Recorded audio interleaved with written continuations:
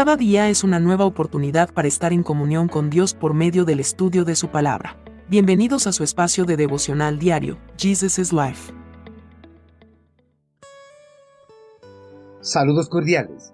Bienvenidos para continuar en el estudio del libro de Hechos, capítulo 17, sin confrontaciones. Entonces Pablo, de pie ante el concilio, les dirigió las siguientes palabras: Hombres de Atenas, veo que ustedes son muy religiosos en todo sentido, porque mientras caminaba observé la gran cantidad de lugares sagrados, y uno de sus altares tenía la siguiente inscripción: a un Dios desconocido. Este Dios a quien ustedes rinden culto sin conocer es de quien yo les hablo. Él es el Dios que hizo el mundo y todo lo que hay en él. Ya que es el Señor del cielo y de la tierra, no vive en templos hechos por hombres. El mandato de Jesucristo para todos sus siervos fue de que compartan su palabra a toda la humanidad. En el cumplimiento de este mandato, algunos creyentes han cometido un sinfín de errores, ya que en vez de llevarlos al arrepentimiento y a la confesión de sus pecados, los han llevado a estar en contra del Evangelio. Esto lo han hecho ya que en vez de predicar el amor de Cristo y su perdón de pecados, se han enfrascado en criticar sus costumbres y tradiciones religiosas heredadas de sus antepasados.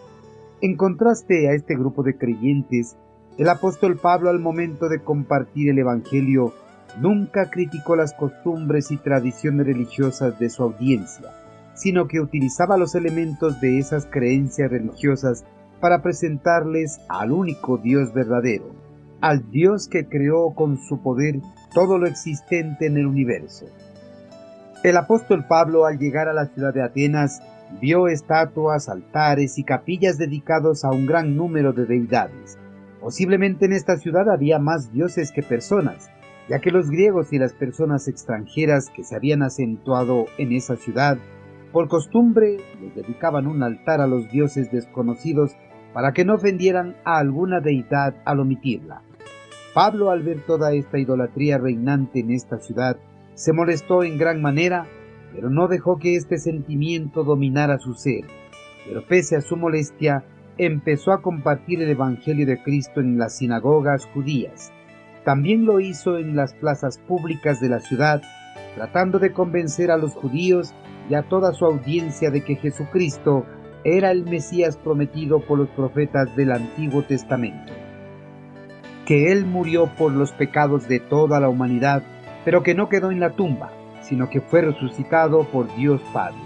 Todo esto lo hizo con amor y sin criticar las tradiciones religiosas que tenían los judíos y los griegos de Atenas. Las enseñanzas de Pablo llamó la atención de los atenienses. Algunos creían que solo era un charlatán, pero otros querían saber más de estas enseñanzas. Por eso, cuando fue llevado ante el Concilio Supremo de la ciudad, le dieron la apertura para que exponga sus enseñanzas en frente de toda la ciudad. Pablo, puesto en pie en medio del Areópago, pronunció lo que ha llegado a ser conocido como el discurso de la colina de Marte. Se tiene que recordar al estudiar este discurso que estaba dirigiéndose a gentiles, no a judíos. Ellos no tenían el trasfondo del Antiguo Testamento. Pablo, puesto en pie en medio del Areópago, pronunció lo que ha llegado a ser conocido como el discurso de la colina de Marte.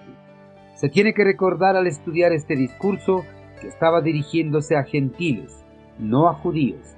Ellos no tenían el trasfondo del Antiguo Testamento, por lo que tenía que encontrar algún tema de interés común con el que comenzar. En su discurso pensó en los ídolos que había visto al llegar a la ciudad y recordó un altar en especial en el cual estaba esta inscripción: al Dios desconocido. Pablo utilizó la referencia de este altar para dar a conocer al único Dios verdadero, al Dios que ya ellos en alguna manera adoraban sin antes haberlo conocido perfectamente. De esta manera, no los confrontó por la adoración de un sinfín de dioses, ni tampoco por adorar a dioses que no conocían. Más bien, le dio una identidad al Dios desconocido al que le habían construido un altar en su honor. Pablo, al presentar el Evangelio de esta manera, atrajo a muchos griegos y judíos a los pies de Cristo. Queridos hermanos, Al momento de compartir el Evangelio de Cristo a las personas que practican otras creencias religiosas, no debemos criticar sus prácticas, ni tampoco sus costumbres, y menos aún, ridiculizar a la divinidad que adoran, ya que si lo hacemos, ocasionaremos que las personas no estén dispuestos a escuchar el Evangelio, incluso llegarán a odiar al Dios que anunciamos. Hermanos, al igual que Pablo, debemos utilizar estrategias para llegar Hermanos, al igual que Pablo, debemos utilizar estrategias para llegar eficazmente con el Evangelio a las personas. Una de las estrategias que nos pueden ayudar es conocer sus creencias religiosas, ya que serán puntos útiles para entablar una conversación sin lastimar su sensibilidad ni criticar sus creencias. Una vez que establezcamos una empatía o amistad con ellos, poco a poco podremos compartirles el Evangelio que les puede dar salvación y vida eterna. Envíenos sus sugerencias y comentarios a nuestro correo electrónico ministerio@jesusislife.net.